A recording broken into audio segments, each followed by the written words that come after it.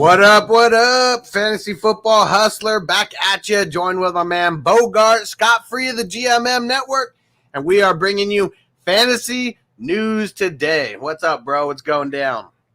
You know what I'm saying? Just back in the studio, you know what I mean? In the caves of Afghanistan, because I am Osama bin Laden, the fantasy extremist. Oh, yeah. Better late than never. He made it. Representing the Daily Sport and our man Taco. Hey. Oh. Han having some technical difficulties. I'm sure he'll be back. that Cena shit goes crazy, though, every time. That shit goes crazy. Oh, yeah. You know he did a song with E40? No. Yeah, it's kind of tight for considering. You know what I mean? It's so random.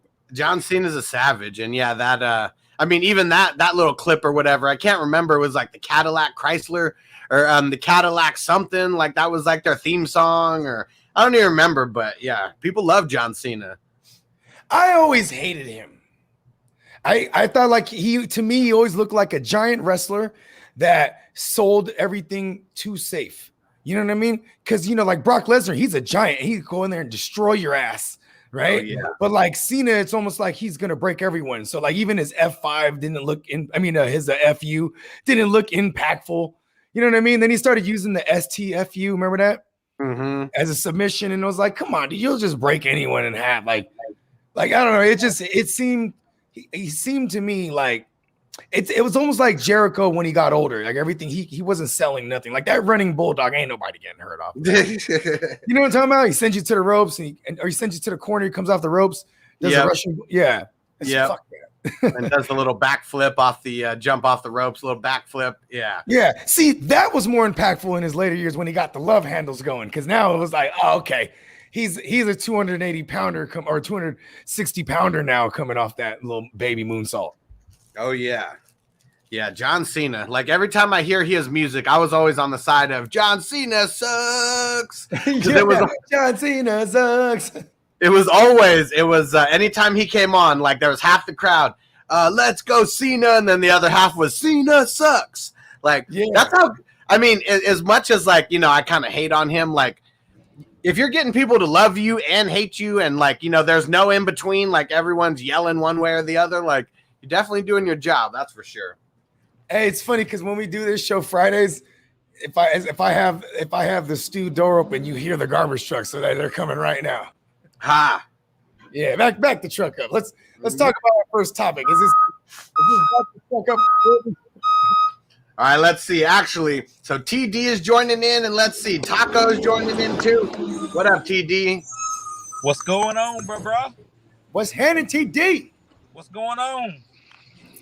Man, Claypool's dying on me. That's what's going on. Don't let the cat out of the bag yet. That's not where we're starting. We're starting with the 49ers. Okay. Right now. And because we know a lot of people are banking on George Kittle for sure. And he was at practice, but the coach said he is not guaranteed to play. That's part one of San Fran. And then part two, Elijah Mitchell, the start decision is not coming until Saturday. They said he's still hurting. He's still sore. Bogey, what kind of news you got out of 49ers camp or out of 49ers practice? According to my sources, you know what I mean, which is a crystal ball, right? As I peer into this crystal ball, I see a future where they shouldn't play Eli Mitchell selfishly for all us Trey Sermon having ass motherfuckers, because we want to take them to church on Sunday, because if this Seahawks matchup is so soft, bro, like we want all the work to go to one running back as possible, and that would be my man Trey Day Sermon. Yeah, TD, what do you think if Elijah Mitchell and Trey Sermon are both healthy? You starting either one of them? Which one would you start over the two? What are your thoughts on the running backs? Elijah Mitchell all day. Especially if I have to have them. But if I don't, I will wait it out this week and see what happens if both of them healthy. That way what the trend is, what Kyle Shanahan's going to do when they both healthy. But if I have to play one, I'm playing Elijah Mitchell. Taco, you're a little in the matrix, but what's your thoughts on the backfield for San Fran? damn, this Matrix out here is crazy. But I mean, honestly, in a fantasy football best case scenario, they sit out Mitchell one more week, make sure that he's fully healthy. You get one more week to see what happens with Sermon, because so far with Sermon, I don't think they're too impressed. I think this is setting up where you could be looking at Mitchell as going to run that job for the rest of the season. So personally, I hope that they give it one more week, especially with the Seahawks matchup, because we need to see what Sermon really is. And if they can determine that at this point, then we will know going forward who do you want to roster from that backfield. Which would be Jeff Wilson. Because we even saw Alexander Madison get off versus the Seahawks. So you already know, if you can't get off versus the Seahawks, there's definitely something wrong with you. And we all know Alexander Madison is no Sharon Stone. I knew you would go right there. I was just sitting there. I'm like, yo, don't disrespect the man. He's not that bad. I mean, he's not that bad. He's just not that good either. I mean, kind of right in the middle. He is no Sharon Stone. Listen, he's better than Mike Davis. So that's I mean, who wins in a fight, Alexander Madison or Mike Davis? I think Davis he could take a lick, man. Dude, Davis is fucking huge, and he has this tiny head and this big body. So I'm sure it'd be hard. He has a very small head. Thank you. I'm glad you noticed that. Bro. I'm like, yo, his calves are like two sizes the times of his head. You know, it's crazy. All right, now let's get into the Steelers in UFC. That'd be wild. Yeah. Oh yeah, that'd be nuts. All right, let's get into the Steelers though. Bogey already teased it a little bit earlier. So the good news out of Steelers practice is Deontay Johnson and Juju full go. The bad news out of Steelers camp or practice is that Claypool did not practice today, and he was limited in practice yesterday. So that's pretty much like the worst telltale sign that you have of a guy not playing is if they're limited on Thursday and they don't play or don't practice on Friday, and he's got the hamstring injury.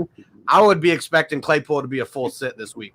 And it's a 1:00 game, or at least if you're from the West Coast, 4:00 game if you're from the East Coast. So you're going to have, if you're depending on Deadpool, you're going to have a pivot.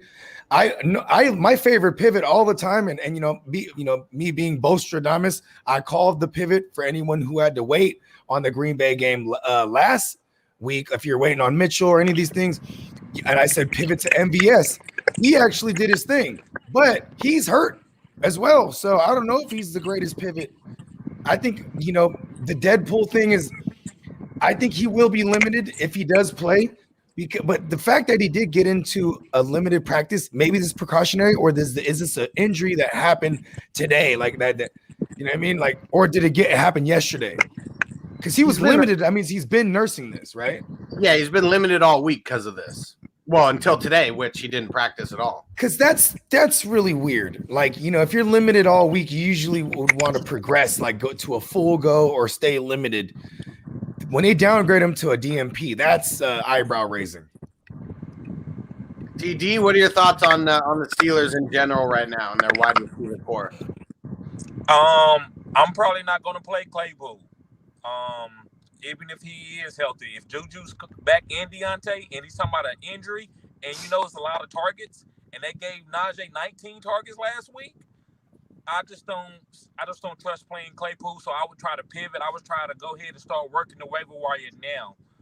You got guys out there like Westbrook from Tennessee, so you got some pivots to go off of. But I'm not playing Claypool if Juju and Deontay plays. What about our man? What about our man, the legend, James Washington? If there is no Deadpool, it's in a deeper league. Is that a route to look at? Because oddly enough, he gets a lot of work when he's the third option. But that's a healthy Big Ben. I don't trust it not with a healthy Big Ben. I don't think Big Ben can get James Washington the ball downfield. The guy that I think is going to get targets would be Najee Deontay Johnson. And Big Ben, just for some context, we know that Big Ben, he's not going to be 100% all season. Like he's an old man who's brittle and banged up. But he was a full go at practice on Thursday and today. So, I mean, whatever that means, but he's still banged up. You know that much. I do like this game to potentially be a high-scoring game, but I want to stress the fact. Actually, I don't even need to stress the word. I want to put it in air quotes, potentially. You know what I mean? Yeah, because that could be an ugly game. It probably will be. Taco, what are your thoughts on the Steelers and their wide receiver core?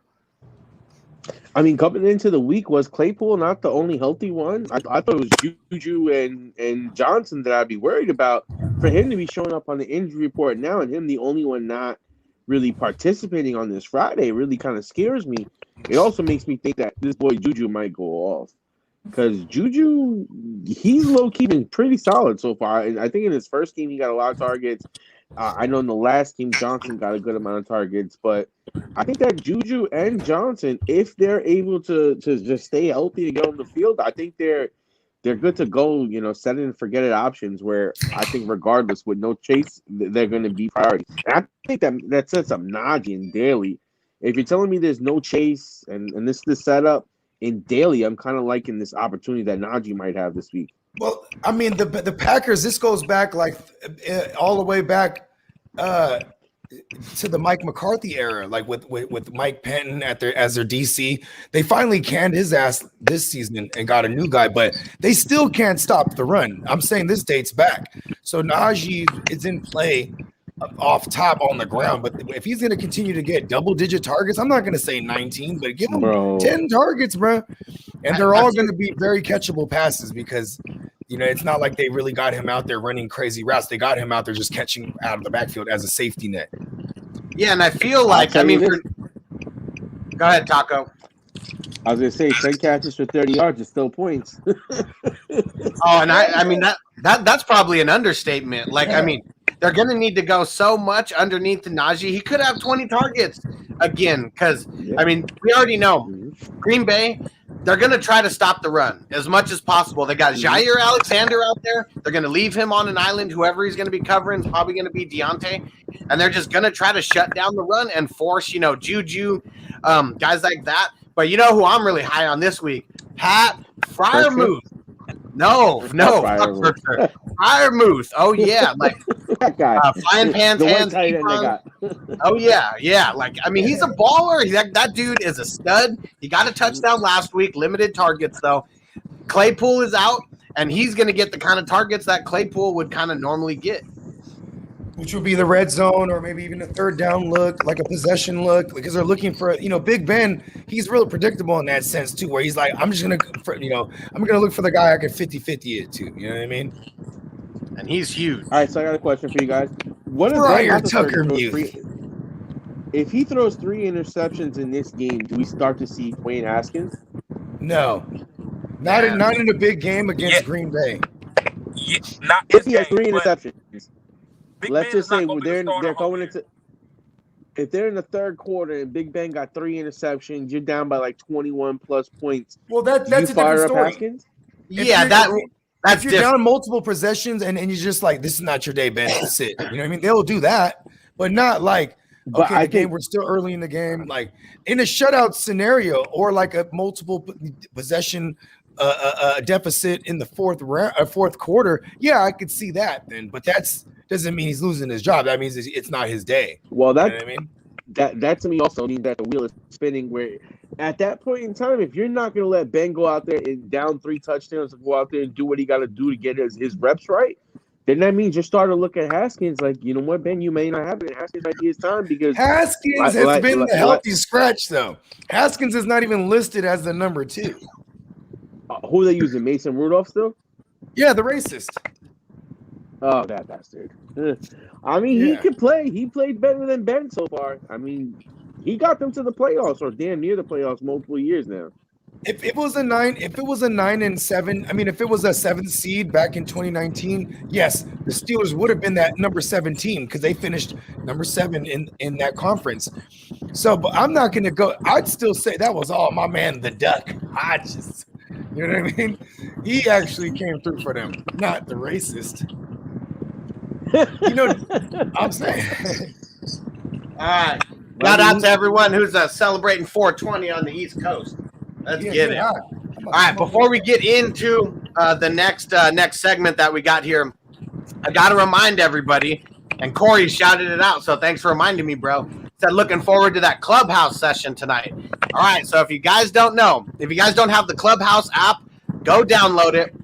Me and Bogart and maybe Taco and TD, we'll see if they can make it. But every single Friday, 7 p.m. Eastern, 4 p.m. Pacific, we're going to be doing a Clubhouse start and sit session. Probably going to last like an hour, maybe an hour and 15 at the most. But we're going to do this every Friday and show some love to Clubhouse. Clubhouse, give me money. iPhone, give me money. So it's not just the iPhone anymore. Android peeps can get on it too. So yeah, you don't just have to have an iPhone anymore. I like it. I put no the more link. Clubhouse segregation. I like that. Look at that. We're knocking down barriers. Well, you know what's funny is FaceTime jumped that too. You can now FaceTime with Androids. Yeah. So once it got integrated and opened up to everybody, when it stopped being segregated to the iPhones, that's when Clubhouse kind of got like less cool. I think like really weird, but we're gonna bring the cool factor back. That's what we're gonna do. You can't spell cool without Clubhouse. You know what? Clubhouse, I feel like started getting a little bit down when Twitter did the Twitter Spaces. Like that started becoming the thing a little bit at least. That's where it started losing its fizzle. Like, did you see what Twitter Spaces now? You could do like ticketed like events and stuff. I haven't messed with the Twitter Spaces at all. You know, of course they're doing ticketed events because this is a world that's made for Bogard. I'm supposed to get paid to do everything. Bro. You know what I mean? Bro, I just got approved for that actually. I just got approved for that. So you gotta figure that out. Nice. Yeah. I don't know how the fuck they approved me. I'll do stand-up shows, bro. There we go. All right, here's a good question from my man David. Shout out to the 420 crew. He said, I just picked up your boy Pat Fryermuth from my bench. Should I start him or Noah Fant? And he said 18 deep life. Noah Fant all day. How you gonna bench Fant? And I wouldn't even look if this was a different type of question, like who to stream at tight end. I would look at my man Walt Disney, the creator of Disney, bruh. Because there's no Gerald Everett. No Everett, yeah. I like Gerald Everett has been doing so good, right? This season he's been like killing it and getting a lot of targets and stuff. Yeah, but this is a different. No, you mean no, but you mean no, but. Yeah, this is one of those joints where you have a banged up Metcalf, a banged up Tyler Lockett. You know what I mean? And the Niners are susceptible to the tight end position. We're susceptible to everything in the pass game right now. To be honest with you, the next thing Bogey's going to say is that might as well take a shot on Evan Ingram because Slayton and Shepard. I just picked him up because people dropped him and with no Slayton. But this you got to start doing the fantasy math. Once you start fantasy subtracting a Slayton and a Shepard, you know what I mean? That equals some ugly Evan Ingram, bro. Listen, I was telling people fuck with CJ Uzomah last night because there was no Higgins. I'll tell you this, and you're right. The one thing that Matthew Berry really introduced that I feel like is so underrated is the word game flow. Game flow is so fucking true because in a blowout game, guess what? Those garbage time points matter. Those garbage time points. Look at Laviska Shenault even with Chark going down, the game flow changed and he blew the fuck up. But here, a better example in that game is James Robinson. While the game is in hand for them, James Robinson's getting active. Early in the third quarter, they tied the game up. James Robinson's non-existent now because due to game flow. Mm-hmm. You know what I mean? How was anybody? And this is what's crazy. So shout out to James Coe. He's got some good takes. But he made a post on Twitter and he was like, I can't believe I told somebody to not start James Robinson. I don't know how that wasn't the option. Yeah, that was he was the most obvious start if you had him out of all the injuries and everything. Who was the other option? You must be in an 18 league. Yeah, you got to be in an 18 league. Yeah, he probably had another option that was better. But you have to have 2 or 3 options that are better than him to sit him. We should expect 2 running backs in the flex. This is my breakdown. I actually called Hustle last night on this. I said, man, the Jaguars are so young because even they have a rookie head coach. They're so young-minded that they can't, like, their first 15 scripted plays are okay. That next 10, because a team will go anywhere from 25 to 30 scripted plays, right? Like, and then they get into the second half, it's ass because he's still learning how to coach too. He's not making proper adjustments. Look at Zach Taylor for what it's worth. He's been beating good teams. They made proper adjustments at the half, came out swinging. Do you think that he was just so like, fuck, I wasn't even expecting to be in this position at halftime? Like, they were probably expected to be down. They probably weren't thinking it was going to be a close game or they'd be, tied. I think they're the guys who look at like they pull up the Vegas shit, put it on the bulletin board. We're favored to lose, guys. Not in my mind. Right? You know what I mean? Like, they are used to winning. They have to get used to losing. They go in this thing think they're going to win. That's why their first 15 plays are actually executed well. You know what I mean? Then they get behind in the game and it's ass. They have to learn the hard way. They've never been, both of these guys, the head coach and quarterback for the Jags, they've never been in losing situations like this. You know what I mean? So and Lawrence didn't look terrible last night. No, he didn't. It looks like he's getting better. It looks like he wants to get hurt though too. It does make it easier when you're missing your best safety and when you're missing your number 2 cornerback. I mean, that makes things a little easier. Yeah. But Visca season is about to get real, boys. Hope y'all didn't cut him. I'm so pissed I dropped him in one league. I did. I dropped him in one league. You angry cut him? That's an angry cut for sure. No, I forget who it was for, but it was for someone who I think I even asked you about it, and you were like, "Yeah, I probably Chenault." I forget who it was. I would have advised against that. I'm the Chenault guy. No, it was somebody. It was somebody really good though. Oh, okay. I had Visca starting last night in fishbowl, and I had him facing Mixon. So I was like, yeah, buddy, I'm 3-0 right now, going for that 4-0. Man, Robinson, he's saving me in the fishbowl right now. I think I got him in like 7th or 8th round, something crazy like that. He's making up for Pitts. Yep. All right, let's get into the next thing here. And the stinky Pitts. Yeah, he's very stinky right now. Needs some deodorant for sure, real quick. All right, so we don't have to. TJ. Yeah, we're so stinky. So we don't have to comment on this at all. MVS, he missed practice for the 3rd straight day, so I think we can pretty much say he's not going to play this week. You're really not starting anybody except for Rodgers, Adams, and Jones, anyways. You don't think this is like a absolute bump to Tunyon? Tunyon, yeah, my bad. Tunyon's the other. It's still a bad matchup though for Tunyon. It's not that bad. The Steelers, Minka's all right in coverage. Small sample size, but Steelers have been giving up a decent amount of points to the tight end so far. You're right, actually. Monroe, the island of Foster Monroe. How did A.J. Dillon do last week?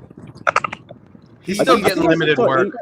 He's got limited work, but you know what he's doing? Fucking taking away from Aaron Jones. It's not even like he makes it unviable. That sucks. That's annoying. He's on a Jamal Williams tip, but like just a little bit lower. Because at least Williams was a lot lower. Jamal Williams was. Aaron Jones had to beat out Jamal Williams for that job. All right, so here it goes. A.J. Dillon's snap counts. Week 1, 28%. Week 2, 29%. Week 3, 29%. Jones, Week 1, 49%. Week 2, 69%. Week 3, 73%. Yeah, and that's where he's gonna live. You know what I mean? But actually, so I'll rephrase what I said because Aaron Jones always lived in the 70 percentile of snaps. You know what I mean? So yeah, this is kind of par for the course. You don't remember when Williams started getting 50? Yeah, it got really close to a 50-50 split at one point for a couple games. Because he throughout 2019, I think Aaron Jones averaged 13 carries a game. So yes, you're right. The splits were, but you got to remember this too. In 2019, right? He missed 3 games, right? He also missed time in 2020. So in those games, Jamal Williams gets it all. He doesn't share with nobody. You know what I mean? So that's the allure of AJ Dillon. Is if anything happens, if anything happens to Jones, AJ Dillon gets 100% of it. You know what I mean? But the other thing is when they had Williams there with Green or Jones, I should say, they would throw the ball more to Williams. There was more designed plays to get him the ball. Here's the thing, according to PFF, and this was ever since his rookie year, at the position, Jamal Williams, top 5 in pass pro, top 5 graded, right? And so when you're going hurry up, you know what I mean? You're not going to sub anybody out. It was Jamal Williams because Aaron Rodgers trusted him. So that's where the 4-minute, 2-minute drills. It was Jamal Williams, and that's why Jamal Williams to this day still gives you value. Oh yeah, when you're that good in pass pro, you're going to stay on the field. They need to protect the QB. All right, how about let's switch it over to the Colts now. Let me see. Who do the Colts play this week? They play the Dolphins. Now, first off, this is going to be a shit show. Now, here's why. Quentin Nelson, he's ruled out. That's the left guard. Braden Smith, that's the right tackle. He's out. Rock Ya-Sin, he's their top cornerback. He's out. Kyrie Willis.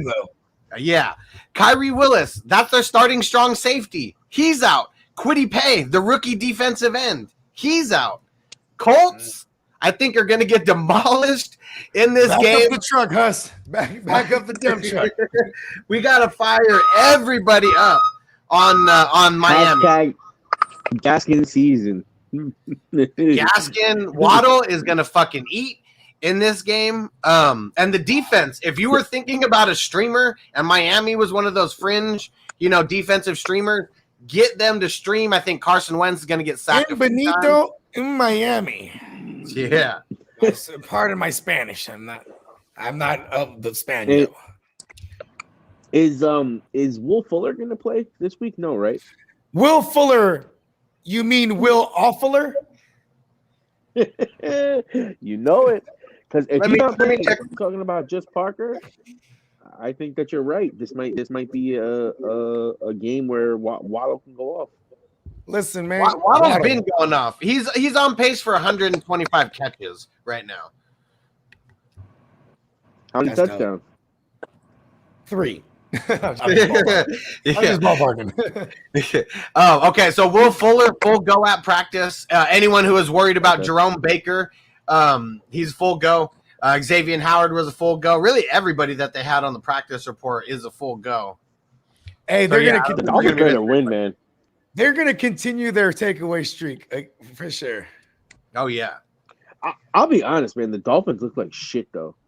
They look like shit. That game that they played versus Oakland was two teams that didn't want to win. Bro, did you see those plays that they were running at the end of the game? That final run that they ran on 4th down to get Brissett in the end zone. I'm just watching it it's like. Is that the Raiders' plan? Is that their plan? Hold on. It takes if it's a good team. So you can hear Chucky now. Hey guys, these guys are a really good team. We're gonna have to take them in 5 quarters, huh? When we get to that 5th quarter, we're gonna be so gassed.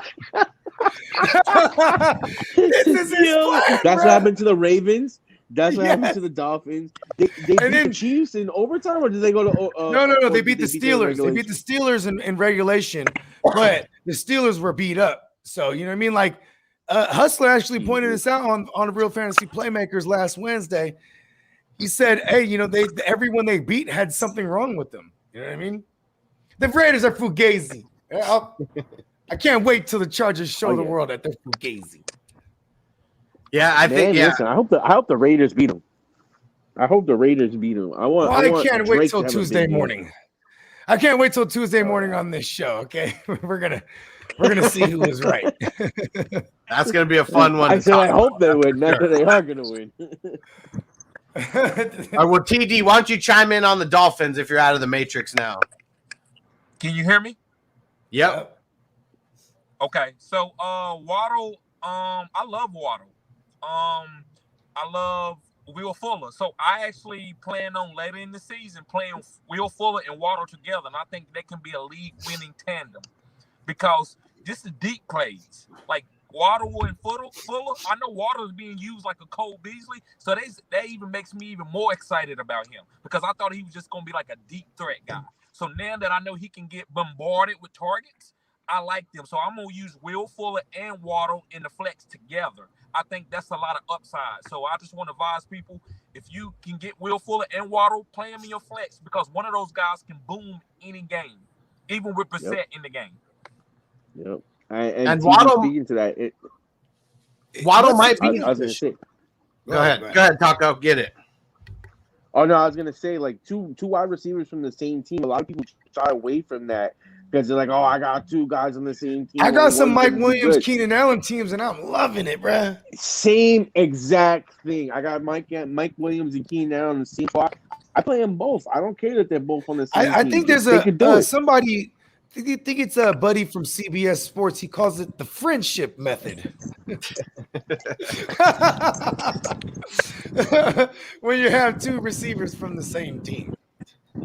And so Waddle, I mean, he might be like Jarvis Landry was, back in the day. But if he's throwing up 120, to 130 receptions, that's going to be a good season either way. I like that. He's like new Jarvis for them because he was the greatest yak guy coming out of this draft class, in my opinion.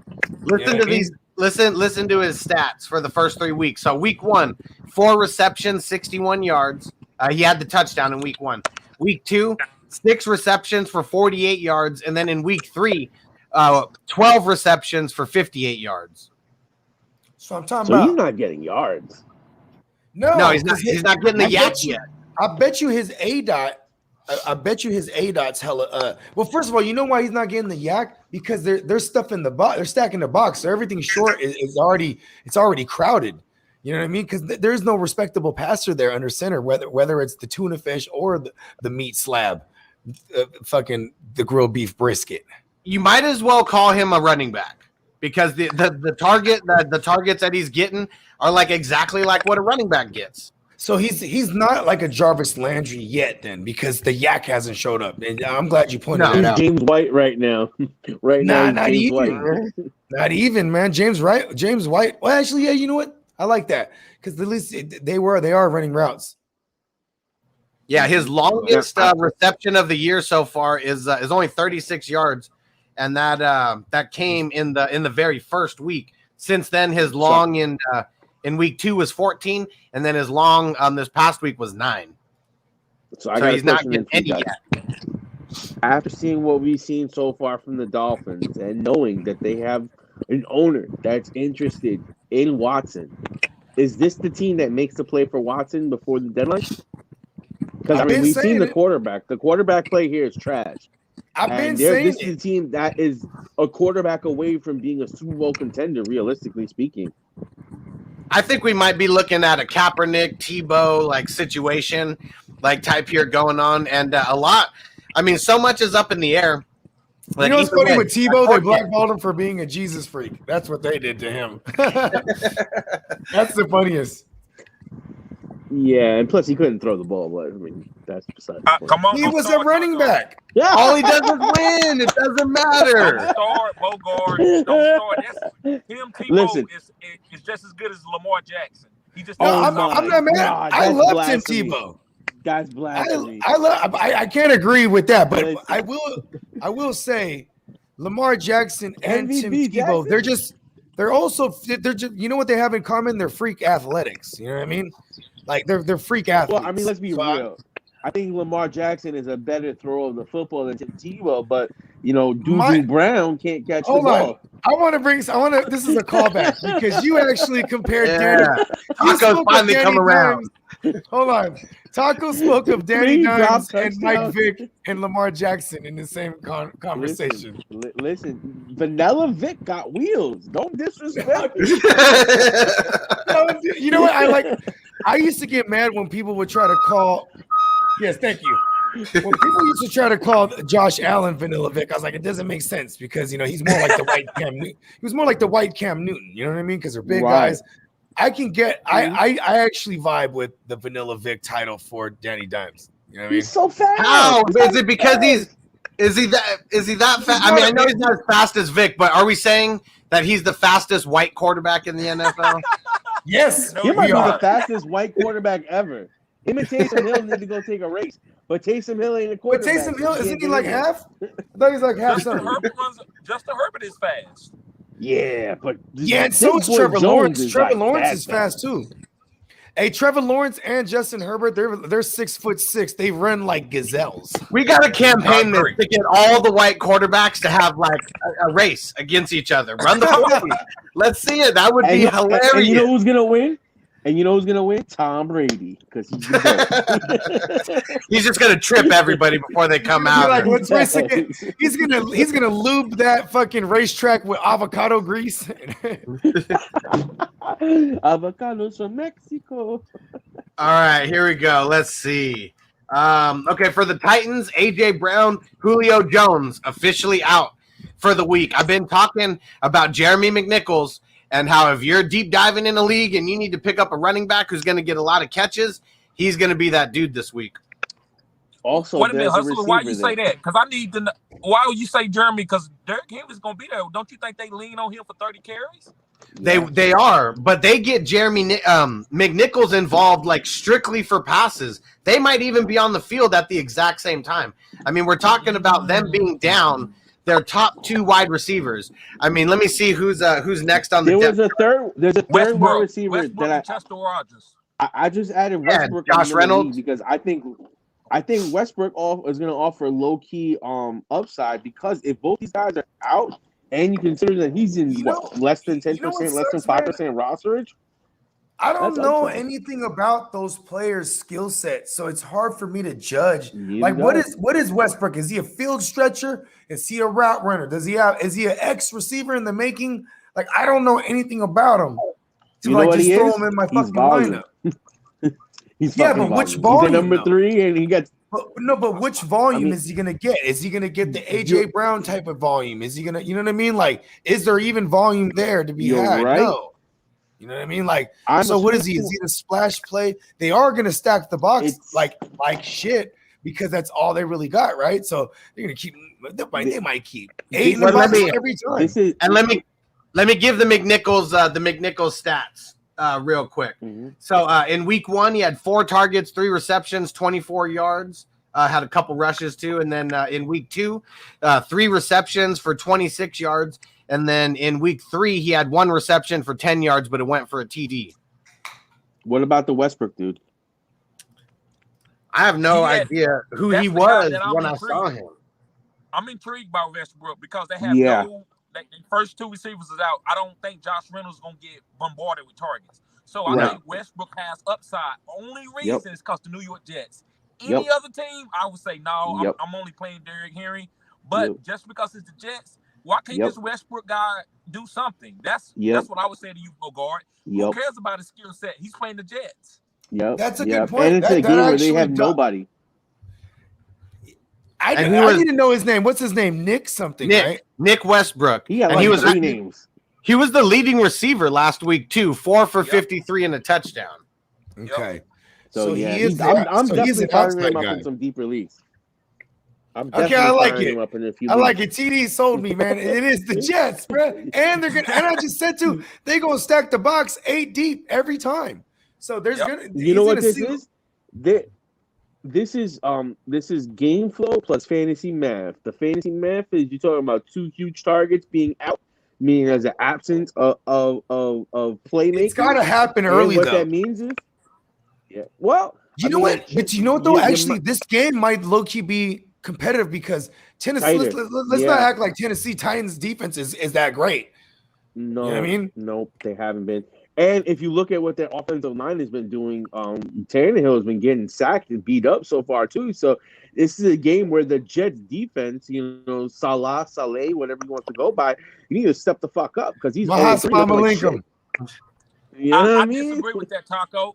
He don't have the talent right now. He's a great defensive coordinator for But 49ers, it doesn't look good. and he's Here's the problem though. It doesn't look like the whole team. Look, the offense looks bad, and it's not even that it looks bad. It's that we're not improving. It's not getting Is better. It's Tyrod like Taylor still hurt you're too? stuck. Yeah. It still looks like last year, and you brought in a whole new coaching staff and everything like that. You can't be looking like Adam Gase's like squad. I get it.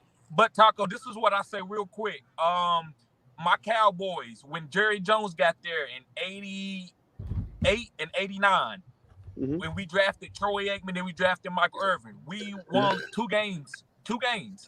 But that was a turnaround. So you have to be able to. So I want to wait to see who they're going to draft and how the rookies and stuff going to progress. Well, I'm worried about. I'm personally worried about Zach Wilson. I think that they could be stunting his growth by putting him in these bad situations. Because you're literally doing the same thing you did to him that you did to Sam Darnold, and we saw it. Once Sam left the Jets, he looked better. Oh, you know what? This is a good correlation. Like how is it that the Panthers in 3 years can get more around Teddy Bridgewater than bring Sam Darnold and have a better situation than the Jets, who consistently had all these? Because it's great. Because those are good coaches. Those are good coaches. That's why. Like, but the Jets turned down that dude. They were going to have a chance at that guy. That's their bad, right? So now the worst of the worst. Here's the thing with Zach Wilson. He has a rookie head coach and he's a rookie QB for starting from week one. It's the same situation, arguably. I mean, not even arguably, but it's just worse than Jacksonville. But that's the problem right now, is that the structure's not there for these young QBs because they're all learning together. You know what I mean? So there's going to be growing pains. But TD psychologically, that could ruin him. Yeah, I mean, look, let's get to the next one. What the Bears are talking about, like they're psychologically fucking their rookie QB up right now. You know what I mean? Because it happens. Like, we see it happen in plain day. It's like you put a guy in such adverse situations time after time after time, and then you have a media out here in New York that's gonna beat up on him mentally. At a certain point in time, you look at Sam Darnold. He threw a trade party. He was so fucking happy to get out of here. Why? Because he knew he's going to get better the second he leaves. Hey, did you see that? It depends on how you built. It depends on how you built. Remember, Peyton Manning threw 20 picks? But that organization is just better. The Jets have been bad since Rex Ryan left. They've been bad for a decade. The coach was really bad before Peyton got there. It was terrible. So I just feel like you gotta. But Polian was good. Zach Wilson has like a very big ego, and I like that because you can handle this. So I like to see him keep throwing the ball downfield. That lets me know he's not withering. So once he starts checking down all the time, then I'm gonna be worried. But to me, get that out your system. Learn the separation of the receivers and the cornerbacks at this level. Yeah, it's a chemistry. All right, that's enough Jets talk. Elijah Moore, he is out this week, and Crowder, he's expected to play. We'll see what happens. And Bogard, it's pronounced Crowder. Yeah, I'm gonna go in like 3 minutes. Yep. So here you go. I want to get this one in here for you, just so you can mix in on this. So for the Bears, Dalton, Andy Dalton has come back. He's limited at practice. Then they wanted to make sure he has a fire crotch for a beard. Oh yeah, and Nagy loves him because he said the starting QB is going to be a game time decision, but they did make sure to mention Nick Foles will not be a participant in that decision. Yeah, and this, I have a real big problem with this because, listen, man, you have Andy Dalton. He's getting limited so he could be the backup to your young QB who you need to teach adversity to. Not like he goes up against, Myles Garrett and company and gets destroyed, and that's not his fault entirely. It's also the play caller's fault because they came out. Shout out to Fornicator. He out there in Chicago. He told me locally they talking about how Nagy is keeping it hush-hush. Who's going to be the play caller? Like that, because you know why? They're tired of getting embarrassing each other. Whoever the play every week, they're switching it off. Whoever's calling the plays is a bum, dude. Like maybe it's the playbook. They're destroying that kid, man. And you better put him in there against Detroit because this is a get-right game right here. Detroit, they don't have the crazy pass rush. Even though they've been in a lot of these games, they just, you know what I mean? They don't have the crazy pass rush that the Browns had. You know what I mean? So I like Justin Fields. They better start him, bro. Nah, you need to keep Justin Fields on the bench right now. That team is a shit show, and you can hurt the kid. That's they sacked him 9 times. Whether they don't understand how to use him, whether they can't, bro. Like they were saying, it was 5-man. It was Myles Garrett. Bro, it was 5. But hold on, it was 5-man protect. Peyton Manning was talking about it. Eli Manning was talking about it. It's 5-man protection. You at no point are you putting extra men in there to protect this kid. It was all play. It was all. You know what's funny? They got a million tight ends over there. Ain't none of them. They got a million tight ends over there. Ain't none of them can step up and help block. For real. It's all bad. But it's also they can't even play take, calling, but bro. you can't even take a tight end out and put an offensive lineman in there. Get six. Yeah, so people. that's his fault. Sacked. That's not. Once you get that's sacked not 5 Justin times, Fields' fault. You're that's right. Not But that's why Justin he shouldn't Fields' be fault. playing. That coaching staff is going to get him killed. He's going to come out hurt. Listen, man. For everybody who didn't see it, go on social media and search Myles Garrett and go look at the move that he put on the offensive lineman. Like, there's no stopping him. That guy is a beast when he was in his zone, and he was in the zone. Mason 9 Rudolph sacks, bro.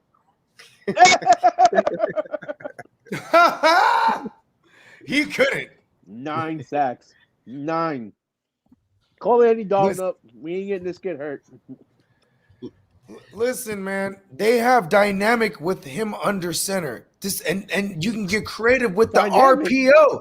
He's the guy that could actually run the RPO. And that's the other thing. But that's the other thing. They were running the same playbook and same play calls if Andy Dalton was behind center and then with exactly. If this is what the coaching staff is doing, then there's no way they should be playing Justin Fields because they don't know what they're doing.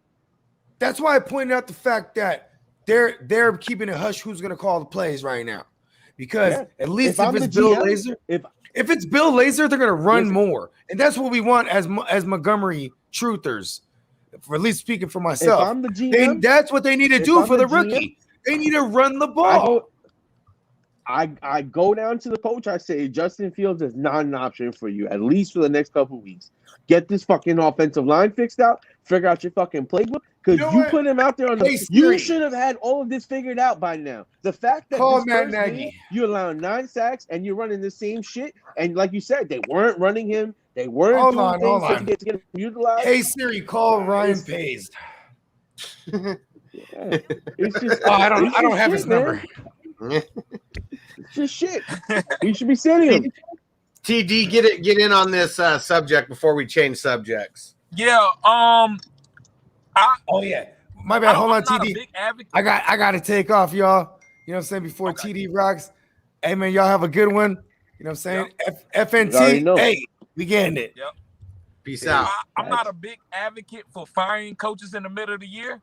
I actually didn't think Nagy was really that bad. I thought he just didn't have the right quarterback and that they put Mitchell Trubisky on him. But now that I'm finding out, Nagy is clueless. Why you didn't run any RPOs or quarterback choice with Justin Fields? And, you can't have the same playbook. Yeah, it was crazy. So I get what you're saying. So both of y'all are right, Bogard. Taco. Bogard is right too. They should have a better game script and play Justin Fields. But if they're going to do what they going to call those dumbass plays, then no, you don't put that guy in the game and make him take that type of punishment. I think Matt Nagy should be fired within the next 2 weeks if I don't see a better game plan for Justin Fields. And I say that because why I'm not putting it on Justin Fields with Andy Dalton there, because I've seen it in the NFL week. It's quarterbacks that's less than Justin Fields that played better. So I need Matt Nagy to have a better game script or fire him and just get on moving forward into the future. And another person that needs to be fired is Jason Garrett from the Giants. What he's doing play calling wise with that team is atrocious. Like it's better this year, though. It's better this year. It's better this year, but it's still not good enough to be an NFL offensive coordinator. He can go to college. Go to college. You suck. We cannot be scoring less than 14 points consistently. 14, 17, 28. No, we need to fucking move this ball. We need to get some points. The defense is playing good, but we can't score. And then, obviously, we've had some mishaps like the Slayton drop and everything else like that. But I'm sick and tired of being sick and tired of Jason Garrett. Like, this is too long now. Last year, we had the same issues with an offense that can't move the ball, that's not creative, that's not doing things, putting people in motion. We look like we're a college offense that doesn't understand what's going on because we're playing in the pros. So that, to me, is not worth it. Well, Jason Garrett comes from the Cowboys.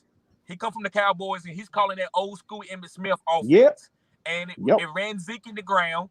It ran DeMarco Murray in the ground. And it is running Saquon in the ground. But he's going to fuck Saquon. Year, he's getting Saquon out in space. If he can continue to do that, and I think Daniel Jones can start picking it up later on in the season. So I just want to see about Saquon. Yeah. As far as this week goes, Sterling Shepard, Darius Slayton not at practice. I don't think either one of them are going to play. You playing anybody, Taco? I think Saquon Barkley has got to be a go. But outside of Saquon Barkley, who else you starting from the Giants? I think that this might be the week that I would actually give Kenny Golladay a go, just because I'm assuming that he's going to have to be a focal point of this game plan. And maybe instead of like what we're currently doing where they're just running out, we can run some design plays to get people the ball and try to let them use their talent. Because at the end of the day, yes, scheme matters, but also talent matters. And get your guys in a situation where they could do something. He's a talented player. You got to get him the ball. And that's all he's basically been saying, I feel like, in the way he, on the sidelines and everything is acting. For the most part, you know what? He's been a great contested catch guy. Give him a shot. Let him, you know what? It's not always going to be like what a quarterback considers open and what Kenny Golladay considers open is two different things, because we know he's made some great contested catches where it's like he's not open. Oh, shit, he is. But Stafford was able to get him the ball where he can make a play on it. And that's what Daniel Jones has to do. So is that going to be the game? I'm hoping so. If I'm a fantasy drafter, I've spent enough capital on Golladay that unless I have some really good options, I'm going to probably play him this week because everything trends for him being halfway useful. So Golladay I would probably give a go. Barkley I would give a go. And Kadarius Toney is a guy that I might pick up off the waiver wire. And I'm not going to start him, but I'm going to maybe hold on to him at the end of my bench, because if this is a lingering issue with some of these guys being out consistently and he's able to do something, he might be an interesting play. Now, TD, before I let you chime in here, I got to remind everybody that Kenny Golladay is going up against Marshawn Lattimore. So that is he's got a really tough matchup this week. So, TD, you want to get your unbiased thoughts on Kenny Golladay and the Giants? Yeah, I think Kenny Golladay, you have to play him for the touchdown upside this week. I think he gets some touchdown, like green zone touches, like the fade ball, the way we used to do with Dez Bryant on the Cowboys, so they have to use him like that. But another guy, I like Evan Ingram this week. I really do. I like Evan Ingram. If you can't use Evan Ingram this week, then when are you going to be the Pro Bowler? Remember that? He was a Pro Bowler last year. Yeah. Yeah, that Pro Bowl stuff don't matter now. That don't matter. How many people turned down the Pro Bowl at the tight end before he got it? Hey, you can't get that sound if you're a Pro Bowler. Get that brink. Led the league in drops. Instead. How you lead the league in drops and you go to the Pro Bowl? That's not me. That's ownership, and whoever makes those decisions, he made it. Yeah, and and what is it? Gronk. I mean, he was probably the favorite, but since I went to the Super Bowl, right? You wouldn't go to the Pro Bowl. Mm-hmm. Yep. Mm-hmm. Oh, also with Gronk, did you see the news I just broke on him? What? I saw that he was practicing. What's the new news? I saw that he was going to be doubtful for this game on Sunday. Let me see here. Yeah, with the reunion looming in Foxborough, Rob Gronkowski is officially listed as doubtful with a rib injury. Gronk returned to the game last week, but status is in doubt. So, yeah, I mean, I think this is a game where we could definitely be seeing if there's no Gronkowski and you're talking about Giovanni Bernard, more than likely he's probably not going to play this week. He's officially out also. This is a game. Lenny might be of interest. Yep. And Antonio Brown and Cameron Brate. Taco's in the Matrix. We'll let you tap back in as soon as you get back here. But yeah, that was the next thing that we were going to be talking about. So glad that news came up. Yeah, so Gronk. I mean, if you're doubtful on a Friday, you're sitting. Like doubtful is you're pretty much out. I wonder why they didn't rule him out though. It's very, very weird. And then another piece of news that came in here real recently, TD. What do you think about Curtis Samuel coming off the IR? Him and Gibson both practicing. Gibson, he's questionable. He's got that shin injury now. Yeah, Curtis Samuel, I think he's gonna take away targets from Diami Brown, Logan Thomas, and Antonio Gibson. And I hate to say that, but I think Antonio Gibson goes more to his bell cow role. He gets 20 touches again. They don't have to worry about him using him in the pass game. J.D. McKissick is going to be there too. But Curtis Samuel is going to get manufactured targets. The reason why is to follow the money. I don't got to look at the game plan or game script or call the coach. He's getting paid a lot of money. So they're going to implement him in the game. Now, it's his first week, so he may not get a lot, and I might not start him. So I wouldn't start him, but I would just pay attention to the game. But next week, you definitely going to start him because he's a high-paid receiver. Yep, and he's been activated off the IR, so you're not probably got to move him out of your IR spot today or tomorrow or whenever you need to make a move. I know that's going to need to happen. And yeah, who does Washington play this week? They play the Falcons. So I don't know. He could take one big one to the house. I mean, a guy like Curtis Samuel really only needs one big one. And the Falcons, they've been real doo-doo lately. That's for sure. Yes. Everyone was kind of freaking out about Lamar Jackson because he didn't practice on Wednesday, didn't practice on Thursday. And the coach yesterday was like, I'm pretty damn sure that he's going to play. And then comes back out and he's a full go. What do you want to tell people who freak out about Wednesday and Thursday practices? Well, this is what I would say. It's okay. Any other play, I would say, yeah, you be worried about it. But listen, guys, Lamar Jackson is a hybrid player. He's different. He's going to get maintenance work like a running back. So maintenance, he's not going to play on Monday. Why would you ask him to practice on Monday? Yeah, he needs to throw to get the camaraderie with the receivers, but he's been taking like what? How many carries did he get, Hustler? 15?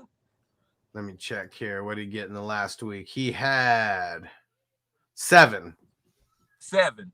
And reason why they probably only gave him 7 because I think he was a little banged up with his hip from the week before. So I just think it's just maintenance. That's all. They just want him to be healthy because they know when they need to win a game, he's gonna have to take over the game with his legs. That's why I want to tell people about Tyson Williams. Tyson Williams didn't have a lot of work because they wasn't running the QB torch with Lamar. They didn't want Lamar to take a lot of hits that week. So that's why they threw it more, and the game plan was focused on throwing. So it's just a maintenance. I'm not worried about Lamar. Unless you see Lamar come out the game, then you be worried.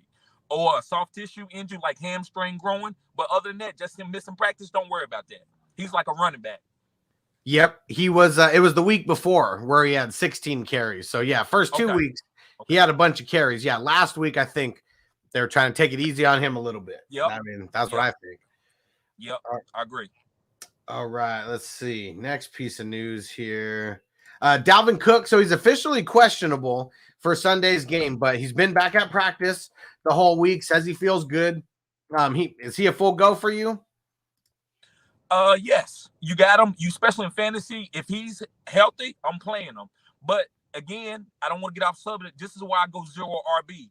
If I got Dalvin Cook on my team, I do not want to be like, man, should I play him? Man, oh my God, did I draft Alexander Madison? Like, that's a lot, man. And he's too. You took him in the first round, so you got to deal with it. So hopefully he comes back and he plays really good this week. But if he don't, hopefully you can got a guy that you can go to unless you got Alexander Madison. Alexander Madison is a key play if you don't if Dalvin Cook doesn't play. And going up against the Cleveland Browns, so I even said it on my start sit video. Of course, you're starting Cook, no matter what. But I'd pump the brakes on Madison a little bit. We're talking about one of the best run Ds, in the league right now, and giving up, I believe, the 3rd fewest points to running back as of right now. So this is not lining up as a good matchup. What? Even if you got Dalvin and you had Alexander Madison as a backup, you still not playing him? I mean, it just really depends. I mean, in the leagues that I have Dalvin, I don't have Madison, so I don't even have to make that choice. But it just depends. I mean, there's some people who are, 10-team leagues, and I mean, there's other starters out there that you might want to play over Madison, versus the Browns, even if you had Cook. So it just depends on the size of the league, deeper league, 12-team, 14, 16. Like, yeah, you're starting like Madison more than likely, but anything less, you just never know. I agree. All right, let's see here. What else we got? We don't even have to talk about it, but Russell Gage, he is out.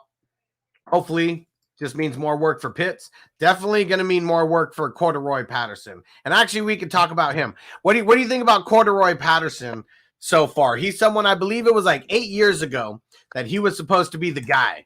in Minnesota, and he was going to go from the kick returner specialist to their number one wide receiver. And we're finally seeing it, kind of now. But what's your thoughts on Corduroy? I'm angry that I missed out on a 0 RB target. I would look if I'd have thought that Atlanta would do this, I would have picked him up in a lot of leagues because I think he's gonna be a league-winning player. If guys that got heavy, really good wide receivers, and you can put Corduroy Patterson as your RB2, I think it can help you out a lot. So I say, listen, you got Corduroy Patterson, you play him, you squeeze that lemon till all the juice is gone. So you play him. Don't worry about Mike Davis, because I got a lot of Mike Davis, but I'm still playing Corduroy Patterson in a couple leagues that I did pick him up off the waivers. Oh, yeah. We're definitely playing Corduroy this week. There's no getting around it. He's the man. And even in the fishbowl, I didn't grab him in too many leagues in a draft, but I drafted him in the fishbowl. So I'm super stoked about that he's been helping my team ball these last couple weeks.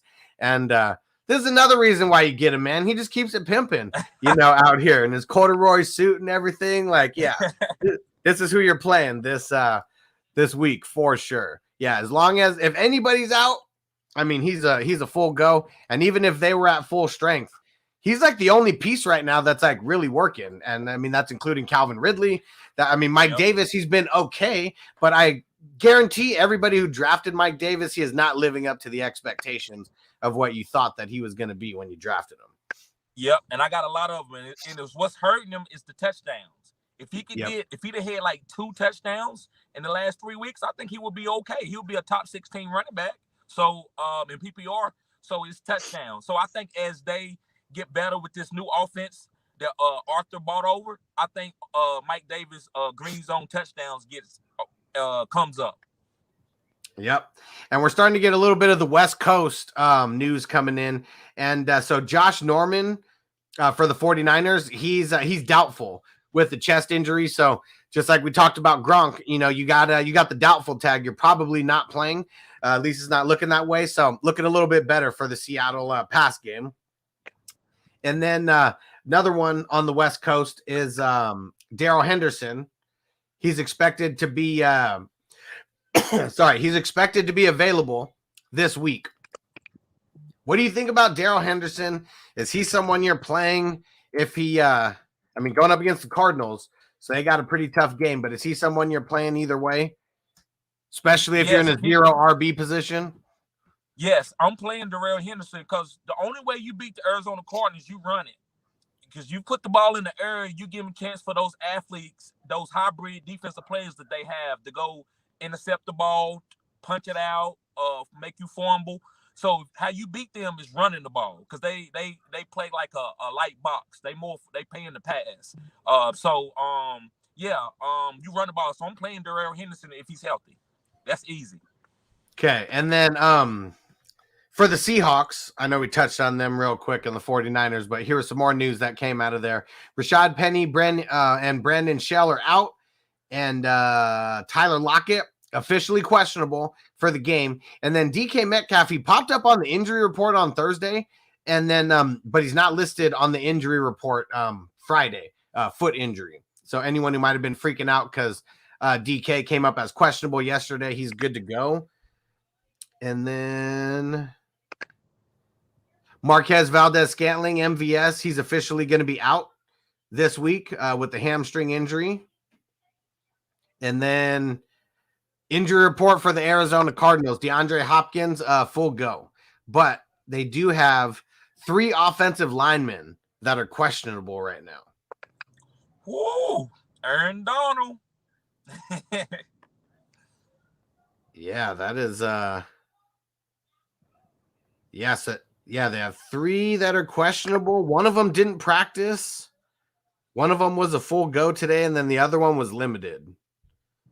So we know one of those 3 will probably be playing, but 2 of the 3, who knows? And Kyler, he needs all the help that he can get at offensive line with Aaron Donald. That's for sure. Yep. All right. Well, we got through all the news. That is all the news. Shout out to everyone who's watching right now. I just see an influx of people just came on. Appreciate you coming on. Hop over to YouTube. Subscribe on Fantasy Football Hustler. Also subscribe on Fantasy Good Sports. on YouTube. That's both of our channels. Subscribe to the GMM network. That's Bogard's channel. We're multi-streaming on 3 different YouTube channels right now. Shout out to everyone in Facebook. Don't forget, we got the signed Ricky Williams jersey giveaway going down. So get subscribed on my channel, Fantasy Football Hustler, and you're going to get entered into this. And if you want those extra entries, get signed up on Patreon. We got a dope community. It's also about the one-on-one help. We got the live streams that go down 4 times a week where I'm answering questions. And anyone on Patreon, you get priority questions. So the Patreon questions get answered in the first 15, 20 minutes of every live stream. So you don't got to wait around to get your questions answered. TD, why don't you tell everybody where to find you at?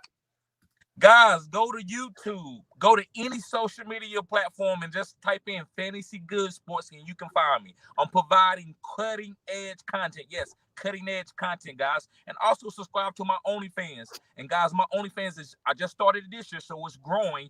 And I'm giving you all type of access to me. For as what I do on my part-time, what I do far as like doing like with poker, any kind of like gambling things that goes with sports. I do a lot of that on my OnlyFans, and I'm just available for you anytime. I know a lot of you have questions right before the games, so you can hit me up on OnlyFans. So yeah, guys, just hit me up at Fantasy Good Sports on YouTube. Subscribe to my channel, and also subscribe to my OnlyFans for $10 a month. There we go. Every weekday, Monday through Friday, 4 p.m. Eastern, 1 p.m. Pacific, we got the show going down. So, yeah, make sure you tap in. In a few hours, in about 2 hours, we're going to be live on Clubhouse. We're going to be doing a quick start and sit session there. So, anybody interested, let me throw the link back in there one more time. Actually, I'll put the link in the description of the video because live chat's not going to be up for that much longer anyways. But yeah, go search me out on Clubhouse. I'm in there under the Fantasy Football Hustler. And the group is Fantasy Football Advice. Just kept it real simple. Every Friday, it's going to be going down 7 p.m. Eastern, 4 p.m. Pacific. And then got the live stream tomorrow for the questions and answers, and got the live streams on Sunday. And also got my QB and tight end start and sit videos. The QB's already dropped. Tight ends is about to drop like within an hour. So be on the lookout for that. Appreciate all the love, guys. Thanks for hanging with us. We'll see you later. Peace out. Yep. Peace.